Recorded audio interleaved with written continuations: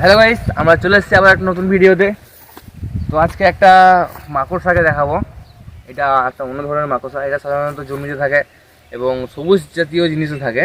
তো এই যে জমি দেখছো, এই জমিটা দেখছো, এই জমির মধ্যে আছে।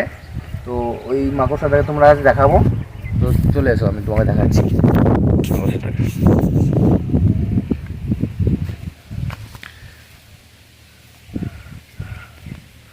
মাকড়সাটা নুকিয়ে গেল। এটা হলো ওর খাবার, যেটা হিলছে।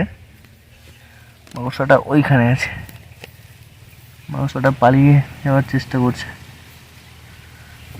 এটা হলো সেই মাকড়সা।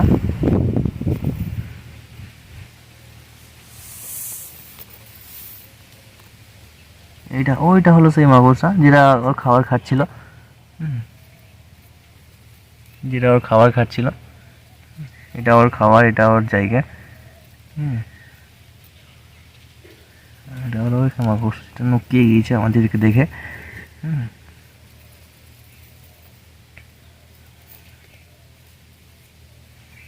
তো ঠিক আছে, ও এখন খাবার খাক, ওকে ডিস্টার্ব করা ঠিক হবে না।